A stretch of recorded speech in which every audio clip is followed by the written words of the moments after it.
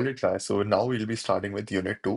And अगर तुम लोगों के कभी भी कोकोमा मॉडल से रिलेटेड कोई भी क्वेश्चन आते हैं तुम्हारे एग्जाम्स में या न्यूमेरिकल्स आते हैं एंड तुम लोगों से वो नहीं बन पाते या तुम्हें उसमें दिक्कतें होती है या तुम्हें उन्हें समझना है, don't worry about anything.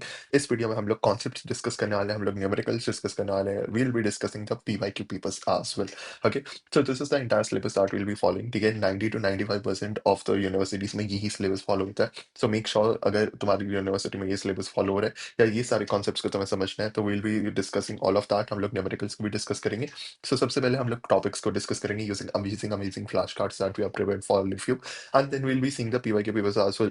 If you are from a different university, ये सारे क्वेश्चंस एक्सपेक्टेड होते हैं जो तुम्हारे से पूछ लिए जाए। So make sure to go through these as well. Okay, so let's start with the very first topic that is your project management objective. ठीक है, what exactly is a project management objective? Let's dive deep into that. Also, if you guys want us to keep it in the light mode or dark mode, do let us know so that we can explain to you guys accordingly. Okay. So, project management objective. What exactly is a project management objective? What is software project management? Software project management का मतलब होता है planning, monitoring and controlling your software development. जो तुम्हारी software development हो रही है ना, उसको तुम plan करो, control कर पाओ या फिर तुम उसको manage कर पाओ, ये सारी चीजें तुम्हारी software project management के अंदर आती है।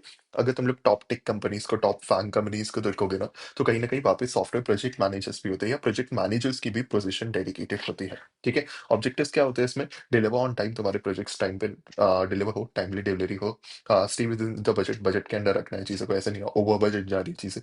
मीट क्वालिटी रिक्वायरमेंट्स तुम्हें यहाँ पे कहीं ना कहीं यहाँ पे मीट करनी है। ठीक है, ऐसा नहीं होना चाहिए तुम्हारी लो क्वालिटी के सॉफ्टवेयर डेवलप हो रहे हैं या लो क्वालिटी के प्रोडक्ट्स आ रहे हैं। Manage risk, make sure to manage risk as well. जो तुम्हारे रिस्क होंगे उनको एनालाइज करो। We also discussed about the SDLC models, ठीक है, waterfall model, V model and all that. So make sure if you haven't watched that, switch back to unit 1 and you can cover in that as well. Okay. तो इसमें scope होता है तुम्हारा, इसमें तुम जो चीजें देखते हो टाइम और कॉस्ट, ठीक है, वो चीजें तुम्हारी स्पेसिफिकली यहाँ पे अप्लाई होनी चाहिए, सही तुम्हारा कॉस्ट लगना चाहिए, सही टाइम पे चीजों को डिलीवर करना होना चाहिए। ठीक है, what are project manager responsibility? अगर तुम प्रोजेक्ट मैनेजर लिट से अपॉइंट हो गए, गूगल में अपॉइंट हो गए, मेटा में अपॉइंट हो गए, क्या तुम्हारी रिस्पॉन्सिबिलिटीज होगी या क्या रिस्पॉन्सिबिलिटीज का बोझ एक साथ तुम्हारे पे आ जाएगा?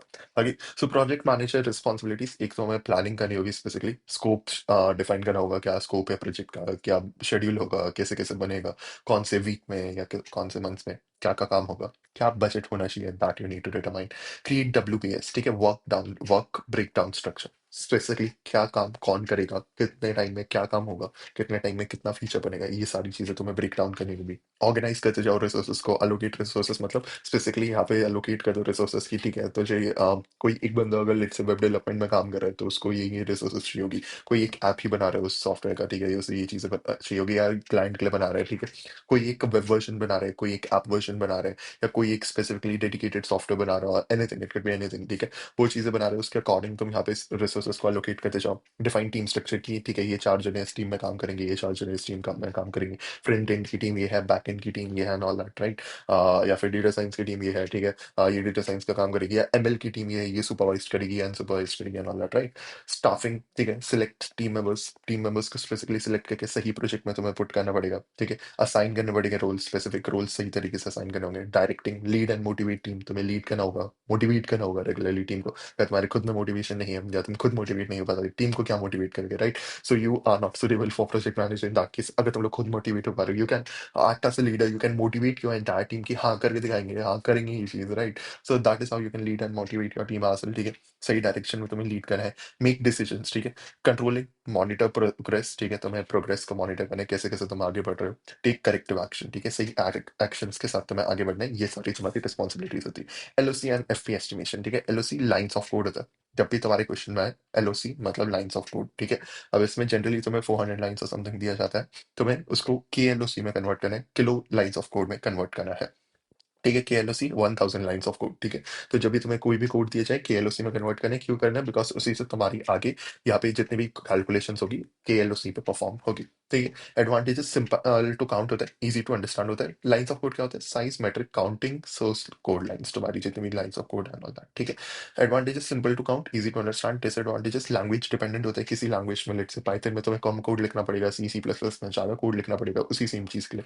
ठीक है, फेवर्स लॉन्गर कोड, तो यहाँ पे लॉन्गर कोड को तुम्हें फेवर नहीं करना चाहिए। ठीक है, हार्ड टू एस्टिमेट अर्ली, ठीक है। यूज केसेस क्या होता है? एफर्ट एस्टिमेशन होता है इसमें, प्रोडक्ट, ये क्यों करना चाहिए तुम्हें लाइन्स ऑफ कोड, तुम्हें क्यों कैलकुलेट करना चाहिए या ये कैलकुलेशंस क्यों करनी चाहिए, ये एफर्ट बताते हैं कि इतना एफर्ट लगेगा, 1000 लाइन्स लिखनी है तो इसको इतना टाइम लगेगा, इतना एफर्ट लगेगा, इतना दिमाग लगाना पड़ेगा, something like that. Productivity measurement होती है, ठीक है, इसमें तुम देखते हो कितनी प्रोडक्टिविटी आई है ओवरऑल एंड ऑल दैट, उसको मेजर कर सकते हो। कॉस्ट एस्टिमेशन, कितना टाइम लगेगा, कितने पैसे लगेंगे इसका and all that, right. So what is function point analysis? Function point analysis size metric based functionality होती है, ठीक है। 5 टाइप को ये काउंट करते हैं, एक्सटर्नल इनपुट्स को काम करता है, काउंट करता है, ठीक है। All this is theoretical, numerical करेंगे, ये चीजों को ही इंप्लीमेंट करके देखेंगे। So wait for that, will come to that one, ठीक है। एक्सटर्नल आउटपुट्स को लेते हैं डेटा लीविंग द सिस्टम, ठीक है। एक्सटर्नल इंक्वायरीज को लेते हैं, जो तुम्हारी क्वेरीज होती है उनको लेता है। इंटरनल लॉजिकल फाइल्स को, इंटरनल लॉजिकल फाइल, इंटरनल जितना भी डेटा स्टोर होता है उसको भी कंसिडर करते हैं। एक्सटर्नल इंटरफेस फाइल्स को कंसिडर करते हैं, एक्सटर्नल डेटा इंटरफेसेस को। और इसका फॉर्मूला क्या है, सारी चीजों को काउंट करो, टोटल करो और उसको इस स्पेसिफिक वैल्यू से मल्टीप्लाई कर दो। ये चीज जनरली नहीं पूछी जाती है, दिस इज समथिंग जो हमें इन्फॉर्मेशन के लिए पता होनी चाहिए। जो हमें न्यूमेरिकल में पूछे जाएगी वो हम लोग अभी डिस्कस कर लेंगे। I will give you example, I will tell you how to solve it, मैं सॉल्व करके दिखाऊंगा उस न्यूमेरिकल को। सो तुम क्लियर हो जाओगे कि कभी भी इस क्वेश्चन से रिलेटेड कोई भी हमारे एग्जाम में न्यूमेरिकल है वो कैसे करना है। So wait for that, will come to that part as well. I will tell you the tricks कैसे तुम हर एक न्यूमेरिकल को सॉल्व कर सकते हो। Pokoma estimation model, इससे काफी बार तुम्हारे एग्जाम्स में क्वेश्चन पूछ लिया जाता है। Make sure to take a screenshot of the image that I am showing to you guys right away, ठीक है। Make sure to take a screenshot of that, इसमें COCOMO model, COCOMO estimation model explained है, ठीक है। Make sure to diagram, make sure to take a screenshot of this and make sure to make the same diagram for this. तो ये जो Kokomo model होता है इसका फुल फॉर्म क्या है, कंस्ट्रक्टिव कॉस्ट मॉडल होता है ये। सॉफ्टवेयर एस्टिमेशन मॉडल किसने बनाया था, ये बैरी बोहम ने बनाया था 1981 में, ठीक है।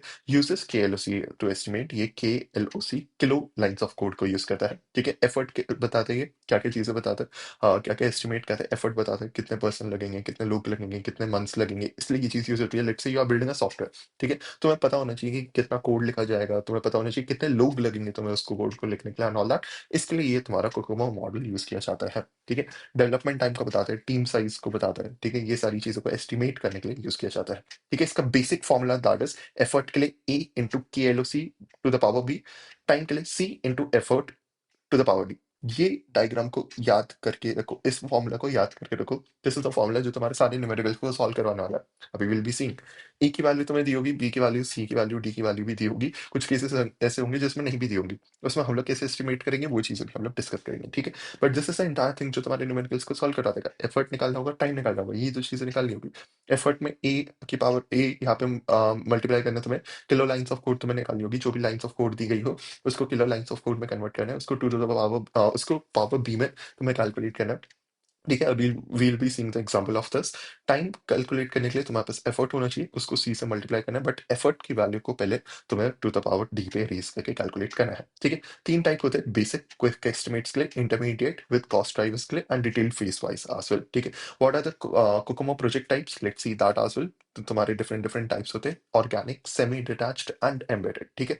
स्मॉल टीम्स, स्मॉल टीम के लिए तुम्हारे ऑर्गेनिक होते हैं, ठीक है। मीडियम कॉम्प्लेक्सिटी के लिए सेमी डिटैच्ड होते हैं एंड टाइट कॉन्स्टेंट के लिए एम्बेडेड होते हैं। इसकी वैल्यूज, ठीक है, स्क्रीनशॉट ऑफ दिस, ठीक है, screenshot of this, this is what you want.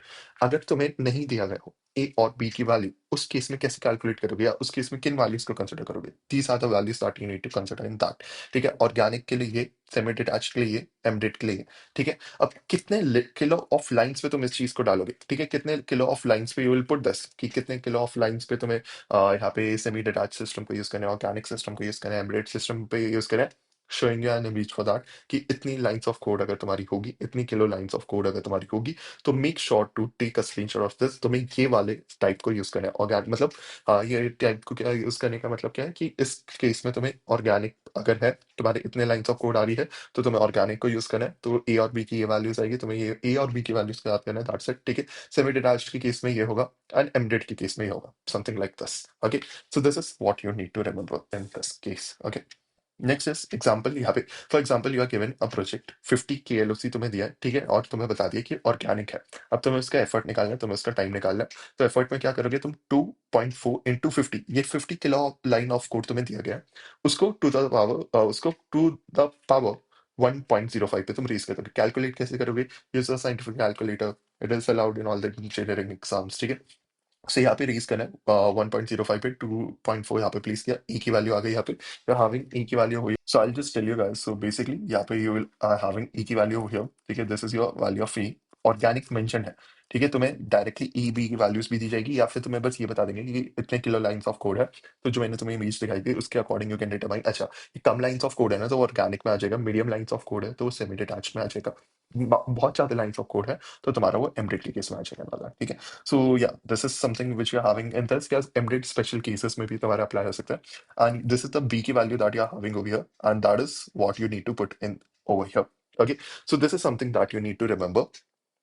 Okay, and yeah, ये हम लोगों को जो भी किलो लाइंस ऑफ कोड दी गई होगी ना, that you need to put over here and उसको इस पावर पे इंक्रीमेंट करना है या इस पावर पे रेज करना है एंड यहाँ पे ए की वैल्यू पुट करना है, and that is how you can get the answer of this thing. Okay, I hope you guys understood this entire thing. Okay, इसके हम लोग अभी क्वेश्चंस भी प्रैक्टिस कर लेंगे कि किस टाइप के क्वेश्चंस या न्यूमेरिकल्स तुम्हारे एग्जाम में पूछे जाते हैं। So don't worry about that thing, we will be discussing that as well. Okay, let's move on to the next topic, that is your risk analysis. Risk analysis में हम लोग analyse करते हैं क्या क्या रिस्क होंगे, ठीक है, उसको कैसे रिजॉल्व कर सकते हैं ऑल दैट, वो सारी चीजें हम लोग इसमें डिस्कस करते हैं। Risk analysis, identifying and managing potential problems, ठीक है, इसमें तुम एनालाइज करते हैं क्या क्या पोटेंशियल प्रॉब्लम्स आ सकती है, क्या क्या चीजें आ सकती है all that. Risk is equal to probability into impact, ठीक है, प्रोबेबिलिटी इनटू इम्पैक्ट की क्या प्रोबेबिलिटी होगी, क्या इम्पैक्ट होगा उस चीज का अगर तुम इसको सॉल्व नहीं करते हो या सॉल्व कर लेते हो, तो all that you need to analyse in this. Risk categories क्या होगी तुम्हारी, टेक्निकल, टेक्नोलॉजी, फेलियर्स, ये तुम्हारी कैटेगरीज है जिन्हें तुम्हें एनालाइज करना चाहिए। ओके, टेक्निकल, प्रोजेक्ट, बिजनेस, ठीक है, technical, technology failures, project, schedule, budget issues and businesses, market funding changes, ठीक है, इसमें ये रिस्क तुम्हें एनालाइज करना चाहिए, इसी को तुम्हें रिजॉल्व करना चाहिए। देखिए, रिस्क मैनेजमेंट स्टेप्स क्या होंगे तुम्हारे, आइडेंटिफाई, आइडेंटिफाई करना है, लिस्ट करना है पोटेंशियल रिस्क को, एनालाइज करना है, एसेस प्रोबेबिलिटी एंड इम्पैक्ट, तुम्हें पहले तो एनालाइज करना है पोटेंशियल रिस्क क्या होंगे, फिर उनको एनालाइज करना है। सो तुम देन प्लान करोगे, develop mitigation strategies. Mitigation strategies का मतलब है कि तुम कैसे इनको अवॉइड कर सकते हो या इनको प्रॉपर्ली एनालाइज करके सॉल्व कर सकते हो ऑल दैट, वो रिस्क को देखोगे एंड कैसे तुम्हारा रिस्क जो है ना वो कम हो सकता है या खत्म ही हो सकता है, उन चीजों को तुम यहाँ पे पुट करोगे। ठीक है, monitor, track throughout the project, पूरे थ्रू आउट द प्रोजेक्ट तुम चीजों को ट्रैक करते हुए चलोगे। What are risk mitigation strategies, क्या क्या स्ट्रैटेजीज है दैट यू कैन इम्प्लीमेंट, ठीक है, 4 T's होते हैं इसमें, terminate, transfer, treat and tolerate, ठीक है। सो वर्सेस योर टर्मिनेट मतलब अवॉइड ही करना है तुम्हें उसको। So change plans to eliminate risk, तुम एलिमिनेट कर सकते हो उस रिस्क को। एग्जांपल, यूज प्रूवन टेक्नोलॉजीज, ठीक है, जो टेक्नोलॉजीज ऐसी है जो ऑलरेडी प्रूवन है, जो ऑलरेडी मार्केट में यूज की जा रही है, उन्हीं को यूज कर लो, राइट। तो सो दैट तुम नई टेक्नोलॉजी यूज करने जाओ उसमें कुछ रिस्क आए वो चीजें ना हो। Transfer, shift risk to another party, you can shift risk to another party as well. Example, insurance outsourcing, ठीक है। सो फॉर एग्जांपल, तुम लोगों को अगर एक पेमेंट गेटवे अपने साइट पे इंटीग्रेट करना है, यू कैन यूज रीजर का पेमेंट गेटवे, ठीक है। तो तुम्हें खुद का पेमेंट गेटवे नहीं बनाना पड़ेगा, उसकी जो रिस्क आएंगे कि तुम्हारा फ्रॉड ट्रांजैक्शन हो गई या ट्रांजैक्शन कंप्लीट नहीं हो पाई, वो तुम्हें हैंडल नहीं करनी पड़ेगी, वो रीजर पे हैंडल कर लेगा इन दैट केस, ठीक है। So if you are going to the courses section on a website as well, in that you can actually go and see कि तुम लोगों के वहाँ पे रीजर पे पेमेंट इंटीग्रेटेड है, ठीक है। If you'll just head over to the iQuids.com, I'll just show you that what I would say, ठीक है, so that you can actually get to see कि ये चीजें कैसे चल रही है। Let's say I go ahead to any course, okay, let's say I'm going ahead to WhatsApp marketing mastery course, I can click on enroll now। अब यहाँ पे जितनी भी चीज आएगी ना रेजर पे हैंडल करेगी, रेजर पे का पेमेंट गेटवे इंटीग्रेटेड है यहाँ पे। Okay, so that is what I am having over here. So ये वाली जो भी चीज है ना, ये जितनी भी पेमेंट से रिलेटेड चीजें होगी, ये सारी की सारी मेरे लिए रेजर पे हैंडल करेगा। I don't have to handle all the risk जो यहाँ पे आएंगे, ठीक है। ट्रीट, मिटिगेट, ठीक है, यहाँ पे रिड्यूस करो प्रोबेबिलिटी और इम्पैक्ट को। एग्जांपल, मोर टेस्टिंग, मोर प्रोटोटाइपिंग तुम कर सकते हो। टॉलरेट करो, जो तुम्हारे यहाँ पे रिस्क है उसको तुम एक्सेप्ट कर सकते हो, एक्सेप्ट रिस्क के फ्लो इम्पैक्ट, ज्यादा इम्पैक्ट नहीं है तो। एंड हैव कंटीजेंसी प्लान, ठीक है, this is something that you need to remember over here, ठीक है। Next is software project scheduling, ठीक है। So what is WBS? WBS, work down break structure, hierarchical decomposition of project into task. एक task को तुम कैसे कैसे different compositions में प्रोजेक्ट करोगे या फिर डिकम्पोजिशंस में ब्रेक करोगे, डिकम्पोज करोगे बेसिकली एक प्रोजेक्ट को छोटे छोटे प्रोजेक्ट्स में, मल्टीपल प्रोजेक्ट्स में एक एक करके कंप्लीट करते जाओ। सो प्रोजेक्ट फेज 1, ठीक है, एक फेज में तुम्हारी ये चीजें होगी, फेज 2 में ये चीजें होगी एंड ऑल दैट। बेनिफिट्स क्या क्या होंगे? क्लियर स्कोप डेफिनेशन होगा, इजी एस्टिमेशन होगा, क्लियर रिस्पॉन्सिबिलिटीज होगी, प्रोग्रेस ट्रैकिंग होगी एंड ऑल दैट, ठीक है। What is Gantt chart versus PERT? Gantt chart क्या होता है? ये GANTT चार्ट क्या होता है तुम्हारा? Bar chart showing task over time, visual timeline। I'll attach image of Gantt chart right now, I'll attach image of PERT chart right now, make sure to analyze that, ठीक है, that is the diagram that you'll need। So visual timeline शोगी, shows dependencies, ठीक है, all of your Gantt chart will show this, एक timeline show करेंगे, dependencies show करेंगे and easy to understand होगा, ठीक है। PERT क्या होता है तुम्हारा या PERT क्या होता है? प्रोग्राम एवेल्यूएशन रिव्यू टेक्निक, ठीक है। नेटवर्क डायग्राम आएगा इसमें, shows task dependencies, calculates critical depth, and time estimates, ठीक है। ऑप्टिमिस्टिक, मोस्ट लाइकली, पेसिमिस्टिक, ठीक है। ये सारी चीजों को ये टाइम एस्टिमेट यहाँ पे एनालाइज करके देगा, ठीक है। पेसिमिस्टिक, हाँ, expected time, this is the formula for that, ठीक है। Not need not to remember this, इससे जनरली इस फॉर्मूला से क्वेश्चंस नहीं पूछे जाते, कोकोमो मॉडल से ऑब्वियस पूछे जाते हैं। We'll practice that as well. Critical path, longest path through network, determines minimum project direction and no slack time required. ये सारी चीजें हमारे पर्ट की एडवांटेजेस होती है या फिर इन चार्ट्स की एडवांटेजेस होती है। This was the entire part that we wanted to discuss conceptually. Main जो क्वेश्चंस पूछे जाते हैं वो तुम्हारी एक रिस्क एनालिसिस में से पूछे जा सकते हैं, कोकोमो मॉडल्स में से पूछे जा सकते हैं, LOC and FPA estimation and project management से और रिलेटेड पूछे जाते हैं। Alright, now let's come to the PYQ papers of a unit 2, ठीक है। हर एक क्वेश्चन को अच्छे से डिस्कस करते हैं, what exactly is each and everything, ठीक है। सो सबसे पहले पार्ट ए से स्टार्ट करते हैं, what is software project management. हम लोगों ने डिस्कस किया कि software project management is the discipline of planning, organizing and monitoring and controlling your software development activities, ठीक है। सो बेसिकली तुम इसमें प्लान करते हो, ठीक है। तुम इसमें प्लानिंग से डील करते हो, तुम ऑर्गेनाइजिंग से डील करते हो, तुम मॉनिटरिंग से डील करते हो and controlling of your software entirely, ठीक है। तो कैसे तुम प्लान करोगे, कैसे ऑर्गेनाइज करोगे चीज़ों को, कैसे मॉनिटर करोगे इस चीज़ों को, all that you plan over here. And उसी के बेसिस पे तुम यहाँ पे अपनी डेवलपमेंट एक्टिविटीज को प्लान करते हो सो दैट तुम्हारे प्रोजेक्ट की एक्टिविटीज जो भी ऑब्जेक्टिव्स है वो सारी कंप्लीट हो जाए, ठीक है। प्रॉपर वे में, प्रॉपर तरीके से, that is what management deals with, ठीक है। Software project management deals with, ठीक है। इसमें तुम यहाँ पे स्पेसिफाइड टाइम में चीज़ों को डिलीवर करते हो, कॉस्ट एंड क्वालिटी कॉन्स्टेंट के अकॉर्डिंग काम करते हो। ओवर बजट नहीं होना चाहिए, अंडर बजट होना चाहिए, नॉट अंडर बजट होना चाहिए, बजट के अंदर होना चाहिए तुम्हारा, ठीक है। विद इन द बजट होना चाहिए एंड ऑल दैट, वो सारी चीज़ें होनी चाहिए, ठीक है। डिफाइन रिसोर्स एस्टिमेशन, सो यहाँ पे तुम रिसोर्स एस्टिमेशन कैसे रिसोर्सेज को एस्टिमेट करोगे। Resource estimation is a process of determining the type and quantity of resources required to complete a software project. दो चीजें, एक टाइप, ठीक है, कितने टाइप की रिसोर्सेज चाहिए, क्या क्या टाइप की रिसोर्सेज चाहिए एंड कितने क्वांटिटी में वो रिसोर्सेज चाहिए, ठीक है। This can include human resources, hardware, कि तुम्हें स्किल्ड लेबर चाहिए, तुम्हें अनस्किल्ड लेबर चाहिए, ठीक है, समथिंग लाइक दैट। या तुम्हें वेब डेवलपर्स चाहिए, तुम्हें ऐप डेवलपर्स चाहिए, that is a type of your human labour that you require या human resources that you require. कितने चाहिए, कितने 10 वेब डेवलपर्स चाहिए, 10 ऐप डेवलपर्स चाहिए, 10 एआईएमएल एक्सपर्ट चाहिए, क्या चाहिए तुम्हें, वो चीज़ you can explain over here, ठीक है। सो ये सारी चीज़ें तुम यहाँ पे रिसोर्सेज में तुम्हें चाहिए होती है। हार्डवेयर की रिक्वायरमेंट्स हो सकती है, सॉफ्टवेयर टूल्स की रिसोर्सेज की रिक्वायरमेंट हो सकती है, all that you can mention in this. What is LOC estimation, lines of code, ठीक है। अभी हम लोगों ने देखा LOC estimation, lines of code estimation, ये बताते हैं तुम्हारे सॉफ्टवेयर साइज की एस्टिमेशन टेक्निक, ठीक है। ये this is a type of software estimization technique. ये तुम्हारे लाइंस ऑफ कोड कितने होते हैं उसको बताते हैं, जनरली ये किलो लाइंस ऑफ कोड में कंसिडर किया जाता है, ठीक है। It is used to estimate effort, cost and productivity. हम लोगों ने देखा दो चीजें हम लोग कैलकुलेट करेंगे, एक एफर्ट कैलकुलेट करेंगे एंड कितना टाइम लगेगा, वो चीजें कैलकुलेट करेंगे on the basis of LAC, बस कितने kilo of lines of code है उस चीज के बेसिस पे हमें पता चल जाएगी ये चीज, okay. Next is what is function point estimation, what exactly is function point estimation, FP estimation. Function point estimation is a large language independent technique, ठीक है। तुम्हारे जावा पे, तुम्हारे पाइथन पे, तुम्हारे सी सीपीपी पे, किसी लैंग्वेज पे ये डिपेंडेंट नहीं है तुम्हारा फंक्शन पॉइंट एस्टिमेशन। इन लैंग्वेज इंडिपेंडेंट ही चीज है ये, ठीक है। It considers inputs, outputs, inquiries, files and interfaces. ये मेन मेन चीजों को कंसिडर करता है जो सारी लैंग्वेजेस में ना तुम्हारी कॉमन रहने वाली है या सारी लैंग्वेजेस में तुम्हारी सेम रहने वाली है। F estimation is more reliable than LOC at it focuses on user requirements rather than implementation details, okay. Next is your define effort estimation. तो मैं एफर्ट एस्टिमेशन को डिफाइन करना है, it is the process of predicting the total human effort required to develop a software project, ठीक है। इसमें तुम बस ये डिटरमाइन करते हो कि क्या total amount of human effort लगेगा, कितना ह्यूमन एफर्ट लगेगा सॉफ्टवेयर को डेवलप करने के लिए, ठीक है। What is the Kokomo model, Kokomo model क्या होता है स्पेसिफिकली। कोकोमो मॉडल सबसे पहले फुल फॉर्म मेंशन करो, it is the constructive cost model. किस चीज को एक्सप्लेन करता है, ये किस चीज में हेल्प करता है, टाइम एंड एफर्ट को कैलकुलेट करने में, ठीक है, on the basis of K L O C over here. What is risk analysis in a software project? So risk analysis क्या होता है सॉफ्टवेयर प्रोजेक्ट में? It is the process of identifying, assessing and prioritizing potential risks that may affect a software project. ठीक है, basically इसमें तुम analyse करते हो क्या पोटेंशियल रिस्क हो सकते हैं, टेक्नोलॉजी रिस्क क्या हो सकते हैं, कॉस्ट रिस्क क्या हो सकता है, ऑल दैट। वो सारी चीज तुम इसमें आइडेंटिफाई करते हो and उसको फिर तुम वहाँ पे या तो मिटिगेट करते हो या तो कंप्लीटली टर्मिनेट करते हो एंड ऑल दैट, ठीक है। जो जिस अभी हम लोगों ने डिस्कस किया all that you can mention. What is software project scheduling? Software project scheduling involves allocating project task over time, ठीक है। तो इसमें बेसिकली तुम यहाँ पे कैसे टाइम बाय टाइम तुम्हें कौन से रिसोर्सेज एलोकेट करने चाहिए, कौन से सॉफ्टवेयर को कंप्लीट करना चाहिए, कौन से स्पेसिफिक फीचर को कंप्लीट करना चाहिए, all that you mention over here, ठीक है। So it helps in tracking progress, meeting deadlines and managing dependencies. तुम ऑन टाइम डिलीवर कर पाते हो चीजों को, all that comes under this, ठीक है। Explain COCOMO estimation model, these are the 6 phases that you need to explain it. उसके बाद तुम एक्सप्लेन कर सकते हो बेसिकली इसका हेल्प क्या होती है, या बेसिकली इससे हम लोग कैलकुलेट क्या कर सकते हैं, ठीक है। तो इसमें 6 फेजेस क्या होते हैं? Planning and requirement, system design, detail design, model code and test, integration and test, and cost constructive model. These are the 6 phases. Take a screenshot of this. This is the thing that you need to remember. Okay.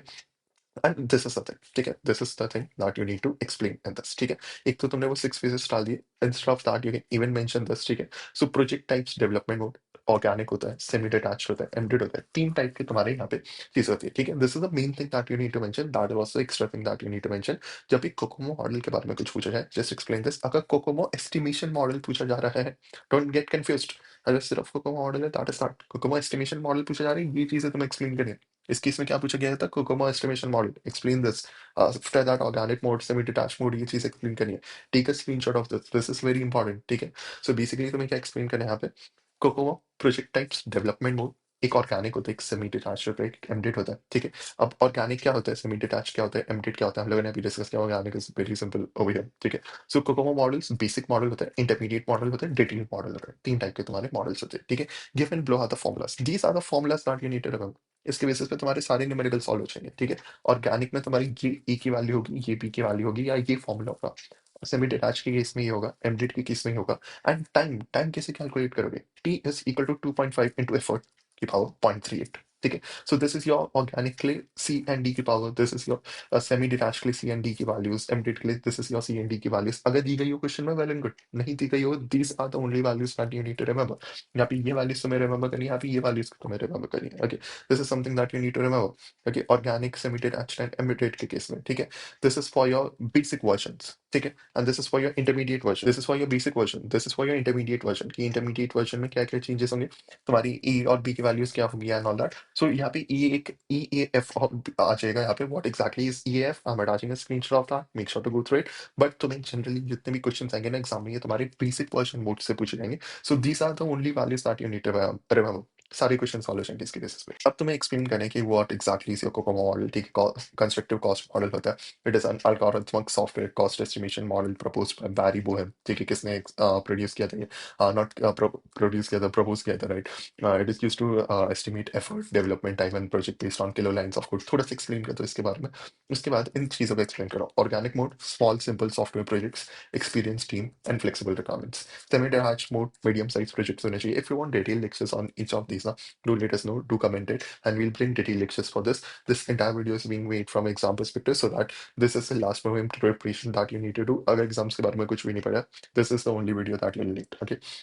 So embedded mode, moderate complexity and all that. This is a semi-detached mode. Embedded mode, large, complex, and tightly constrained systems, hardware, software, and requirement, operational constraints, and basic COCOMO equations जो होती है ना तुम्हारी, ये है जो तुम्हारी effort को कैलकुलेट करेंगे एंड टाइम के लिए। This is what you need to remember. ABCD की वैल्यूज हम लोगों ने ऊपर देख लिया। फिर ABCD are constant, dependent on project time, ठीक है। एडवांटेजेस क्या होते हैं? सिंपल, इजी टू अप्लाई होता है, useful in early stages of development, and these are all points that you need to mention. Numerical पे आ जाते हैं, न्यूमेरिकल को डिस्कस करते हैं। इससे तुम्हारी सारी चीजें न्यूमेरिकल से रिलेटेड जितनी भी डाउट्स होती है ना, वो सारी की सारी चीजें तुम्हारी सॉल्व हो जाएगी। तो let's dive deep into numerical solving as well, okay. So this is the entire thing that you need to remember, जो अभी हम लोगों ने डिस्कस किया कि person, this is the A की वैल्यू, ठीक है। यहाँ पे तुम्हें ना एक दो चीजें पूछी जाएगी। एक तुम्हें पूछा जाएगा what exactly is the time, ठीक है। कितने टाइम में बनेगा, and what exactly is the resources required, ठीक है। कितना तुम्हारा एफर्ट लगेगा, ठीक है। दो चीजें पूछी जाएंगी, what is the effort that would be required, and what is the time that would be required, ठीक है। तो इसमें एक चीज जो तुम्हें ध्यान रखनी है, दैट इज दिस थिंग, कि यहाँ पे तुम्हारी ऑर्गेनिक में क्या ए और बी की वैल्यूज होगी, ठीक है। दिस इज योर ए की वैल्यू, बी की वैल्यू, सेमी डिटैच के केस में क्या होगी, एंड एम्बेडेड के केस में क्या होगी। This is the only thing that you need to remember, जो अभी हम लोगों ने ऊपर भी देखा है, okay. So let's come to PYQ questions, ठीक है। तो दीस आर द क्वेश्चंस जो तुम्हें जनरली पूछे जाते हैं, ठीक है। So this was in previous year paper, वही से उठा के मैंने यहाँ पे पेस्ट किया। तो basically a company needs to develop digital signaling, इसमें जो मेन मेन चीज़ है ना that you need to remember, जो भी तुम देखोगे। एक ये 4000 lines of code, this is your LSC over here, ठीक है। पर month you need to develop software using basic COCOMO model. The multiplicative factor is 2.8, ठीक है। कौन से सिस्टम की बात हो रही है? एम्बेडेड सिस्टम की बात हो रही है। while exponentiation factor is 1.20, 1.20, ये चीजें दी गई है। And then it is asking you कि एस्टिमेटेड एफर्ट बताओ इन परसेंट पर मंथ, ठीक है। एफर्ट बताना है। ठीक है। एक्सपोनेंशिएशन की पावर मतलब तुम्हारी बी की पावर यहाँ पे तुम्हारी 2.8 दी है। That means this is your a की पावर ओवर हियर। ठीक है, मल्टीप्लिकेटिव फैक्टर मतलब मल्टीप्लाई करते हो तुम ए इंटू यहाँ पे तुम्हारी के एल ओ सी, उसके बाद तुम बी की पावर डालते हो यहाँ पे। दिस वैल्यूज आर गिवन हो गई, ये वैल्यूज यहाँ पे थी। ठीक है, सो एल ओ सी की वैल्यू है तुम्हारे पास, ये ए की वैल्यू है तुम्हारे पास, बी की वैल्यू है। किस चीज के लिए रुके हो, फॉर्मूला में डाल दो। ठीक है, ए की वैल्यू डाली 2.8, तो हम लोगों ने ए की पावर डाल दी यहाँ पे। अब now you need to put K L O C की वैल्यू हुई है, यहाँ पे एल ओ सी दिया हुआ है। ठीक है, you are given 40,000 lines of code, तो तुम्हें के एल ओ सी में से कन्वर्ट करना है। You need to divide it by 1000 over here. ठीक है, the next you will be getting 40 over here. ठीक है, तो तुम्हें ये 40 की वैल्यू यहाँ पे पुट करनी है। यू नीड टू पुट 40 की value over here. After that one you need to do is put the power of B over here 1.20। इसको तुम्हें कैलकुलेट करना है।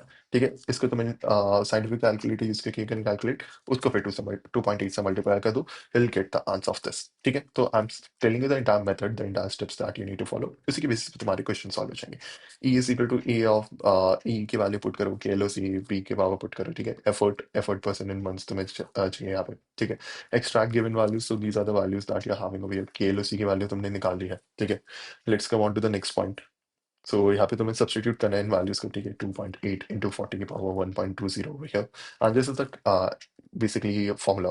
ठीक है, this is the value that you're having after this। ठीक है, so 40.40 की power 1.20 is approximately this value, then is your this thing। ठीक है, तुम्हें प्रॉपर वैल्यू लेनी है, तुम्हें ऐसा नहीं करना 83 ही ले लिया इसमें, आंसर गलत आएगा। ठीक है, 83.6516 जितना अप्रॉक्सीमेट हो सके, जितना तुम्हारा कैलकुलेटर दे, वो सारी वैल्यूज लो, उसको 2.8 से मल्टीप्लाई करो, then you'll get this value. अब 234.22% तो नहीं होगा, आधा काट के या एक दो हिस्सा काट के थोड़ी लोगे किसी परसेंट का। So that is where you need to put 234.22% पर मंथ होंगे, समथिंग लाइक दैट।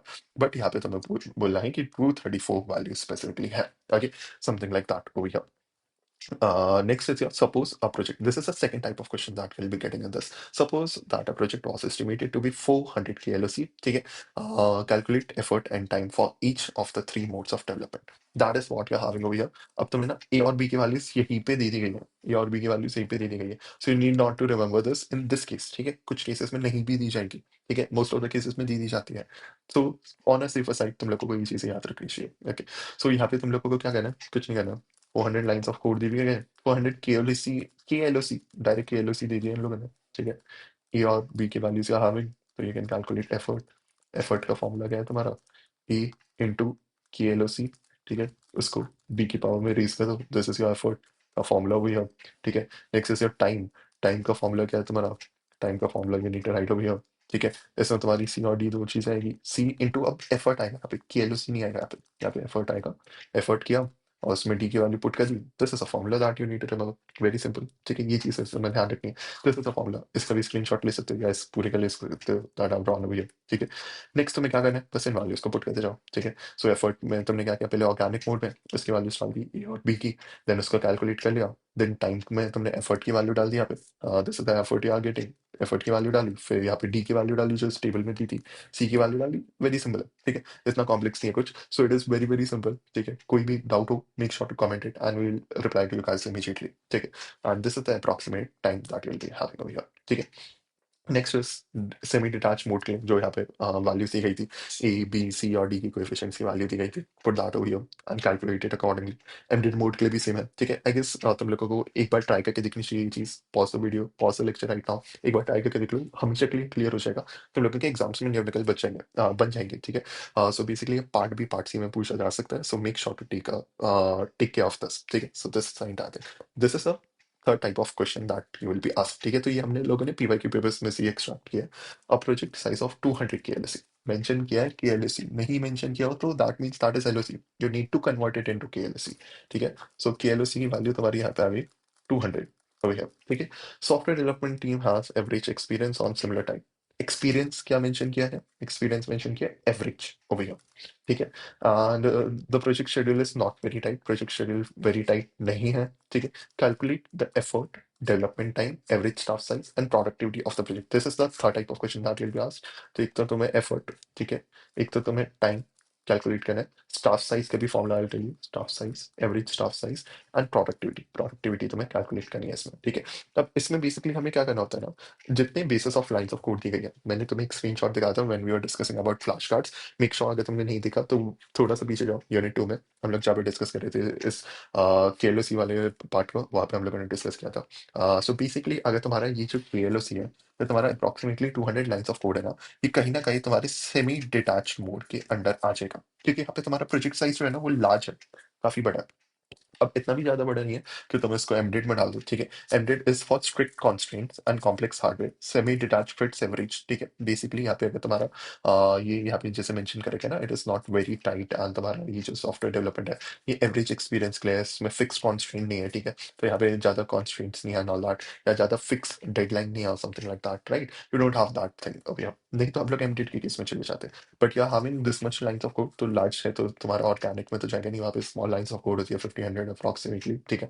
एंड यहाँ पे यहाँ हैविंग एक तो लार्ज साइज है थोड़ा सा, एंड यहाँ पे फिक्स कॉन्स्ट्रेंट्स नहीं है, तो that is why we are going into this thing, ठीक है। We are going into your semi detached mode, semi detached mode हो गया। अब सेमी डिटैच्ड की जो वैल्यूज तुमने याद की थी वो तुम्हें यहाँ पे पुट करना है, उसके बेसिस पे एफर्ट निकालना है, उसके बेसिस पे टाइम निकालना है, and then staff size and productivity निकालना है, ठीक है। इसके एक्सप्लेनेशन भी देख लेते हैं, सॉल्यूशन भी देख लेते हैं। तो इसमें तुम लोगों को यहाँ पे गिवन पैरामीटर है, केएलओसी की वैल्यू 200 दी गई है, ईएफ एफर्ट एडजस्टमेंट फैक्टर, अब इसमें ना हम लोग 1 लेके चलेंगे, हम लोग नॉर्मलाइज करके चलेंगे इस चीज को, बिकॉज हम लोगों को यहाँ पे बेसिक मॉडल पे यूज करना है, ये इंटरमीडिएट मॉडल का फॉर्मूला ईएफ यहाँ पे पुटेड है, तो इसकी वैल्यू हम लोग 1 कंसिडर करेंगे यहाँ पे, ठीक है। Effort is equal to EF into 3.0, ठीक है। तो ये साथ वैल्यूज जो हमें रिमेंबर करनी थी, ए और बी की, सी और डी की, बाकी के एल हम लोग को दिया गया, तो उसके बेसिस पे हम लोग कैलकुलेट कर सकते हैं। Let's see the further solution of this, ठीक है। सो बेसिकली तुम्हें पहले क्या करना है, कैलकुलेट 200, ठीक है। तो यहाँ पे 200 लाइन्स ऑफ कोड दी गई थी, तुमने उसके पावर की 1.12 किया, ठीक है। So these were the lines of code that were given to you, 200 KLOC यहाँ पे तुमने पुट किया उन वैल्यूज को,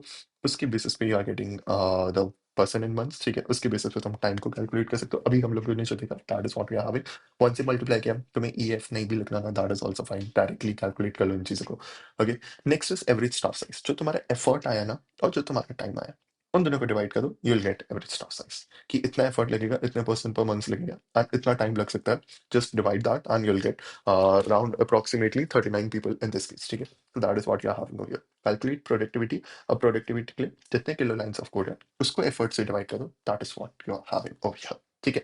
अगर मैं तुम्हें एक इन अ नटशेल ये सारे फॉर्मूलास लिख के दिखाऊं ना, take a screenshot of this. एक तुम्हारा एफर्ट का है, ठीक है। एफर्ट के लिए तुम्हारा A into K L O C to the power B होगा। टाइम के लिए यही एफर्ट जो है ना तुम्हारा, अगर ईएएफ की कभी वैल्यू पूछी जाए, ईएएफ की वैल्यू अगर नहीं दी गई हो क्वेश्चन में, टेक इट 1, ठीक है। कहाँ पे मल्टीप्लाई करोगे, यहाँ पे मल्टीप्लाई कर सकते हो। टाइम की वैल्यू क्या होगी तुम्हारी, सी इंटू एफर्ट जो तुम्हारा आएगा, एफर्ट की पावर डी ओवर हियर, ठीक है। ये एक फॉर्मूला होगा, ये दूसरा formula, this is the first formula, this is the second formula, third is average staff size. So average staff size. I'm making this for you, ठीक है। So make sure to take a screenshot of this, share it with your friends as well if you want, ठीक है। अगर तुम उनकी मदद करना चाहते हो, generally अच्छे दोस्त हो तो। टाइम, ठीक है। And next is your fourth point, that is your productivity. So productivity के लिए what you need to do is, productivity के लिए take KLOC upon effort, ठीक है। KLOC kilo lines of code upon effort, ठीक है। मेन तो ना तुम्हें बस एफर्ट और टाइम को कैलकुलेट करना है, बाकी चीज़ों का बस फॉर्मूला याद कर लो, तुम्हारी ये वैल्यूज इसी के बेसिस पे कैलकुलेट हो जाएगी। मेन एफर्ट को याद कर लो, उसके आगे तुम्हें सारी चीज़ें कैलकुलेट करनी है, ठीक है। एक वैल्यू गिवन होगी या मल्टीपल वैल्यूज गिवन होगी, सब में यही फॉर्मूला हमारे अप्लाई होने वाली। एफर्ट और टाइम को डिवाइड करो, एवरेज स्टाफ साइज आ जाएगा, कि एलओसी और तुम्हारे एफर्ट को डिवाइड करो, तुम्हारा प्रोडक्टिविटी आ जाएगा। These are the 4 formulas that you need to remember. और बेसिक तुम्हें ए और बी की एक टेबल को याद करना, ए बी सी डी की वैल्यूज को, जो तुम्हारे डिफरेंट डिफरेंट केसेस में होगी, उसके screenshot I'll attach it over here again. Make sure to take a screenshot of this as well. So this is the only thing that you will need for solving all of your numericals. यही 3 type के तुम्हारे numericals आते हैं। Last में एक summary लिख दो कि इस टाइप के तुम्हारे वैल्यूज आएंगे, गुड टू गो, ठीक है। कोई दिक्कत नहीं आएगी तुम्हारे इसमें। Explain software project scheduling in detail, software project scheduling को डिटेल में एक्सप्लेन कर दो, ठीक है। ऑब्जेक्टिव्स क्या होते हैं उसके, नेक्स्ट ईयर स्टेप्स, ठीक है। ये ना जनरली तुम्हारे पार्ट बी में जो क्वेश्चन आते हैं ना, इसमें I suggest you numericals are very easy to solve, numericals पे चले जाना instead of theory based questions. Theory में तुम्हारे मार्क्स देने के चांसेस होते हैं अगर तुम लोग प्रॉपर पॉइंट्स नहीं लिखा all that, although if what I am showing to you तुम्हारे प्रॉपर मार्क्स आएंगे इसमें, but I suggest you to go for numericals because वो कम टाइम लेंगे and जल्दी सॉल्व हो जाएंगे, सिंपल से formulas, right. So explain software project scheduling in detail. Software project scheduling is a process of distributing project activities over time and all that. उसके objectives को explain कर steps in software project scheduling task identification होता है task sequencing होता है effort and duration estimation resource allocation schedule development ये सारी चीज़ें होती है इसमें okay and schedule monitoring scheduling techniques जो हमने दो टेक्निक्स को डिस्कस किया था एक तुम्हारा ग्रांड चार्ट होता है ठीक है एक तुम्हारा पॉट चार्ट होता है वो चीज़ को एक्सप्लेन करना है एंड एक तुम क्रिटिकल पाथ मेथड को भी एक्सप्लेन कर सकते हो ठीक है and these are the advantages that you need to mention. These are the limitations that you need to mention कि difficult to handle frequent changes होते हैं वही जो हम लोग ने फ्लैश कार्ड्स में डिस्कस किया वही यहाँ पे मेंशन करना है judge the role of risk analysis in software product management. So this is a risk management paradigm that you can make. ठीक है identify करना है analyze करना है plan करना है फिर track करना है फिर control करना है फिर communicate करना है these are the points that you need to mention. उसको फिर explain करें कि risk की meaning क्या होती है वही जो हम लोगों ने अभी part B के questions में डिस्कस किया था ना उसी को यहाँ पे तीन चार चीज़ों को combine करके explain कर दो that is it ठीक है so meaning of risk क्या होता है objectives क्या होता है ठीक है risk analysis process क्या होता है risk identify करो ठीक है उसमें क्या करना है फिर एनालाइज करो ठीक है each risk is evaluated based on it's probability जो हम लोग different different type of risk देखे थे टेक्निकल रिस्क होते हैं तुम्हारी कैटेगरीज होती है ठीक है टेक्निकल रिस्क होते हैं प्रोजेक्ट रिस्क होते हैं बिजनेस रिस्क होते हैं उसमें तुम्हें अब किसे मिटिगेट करना है किसे तुम्हें टर्मिनेट करना है ऑल दैट वो यू नीड टू मेंशन ठीक है risk prioritisation risk mitigation risk monitoring and benefits of risk analysis क्या है reduces project failure rate and requires experience ठीक है these are the limitation improving planning accuracy enhances stakeholder and all that ठीक है so these were the advantages or benefits of your risk analysis. Limitations are your requires experience and expertise कि cost effective होता है ठीक है time consuming होता है and difficult to predict all the risk. सारे risk तुम काफी बार predict नहीं कर पाते हो कुछ amount of risk तुमने predict कर लिया that is also fine ठीक है but कुछ risk अगर miss कर दिया कुछ main risk अगर तुमने miss कर दिया that is also you know like a limitation of it.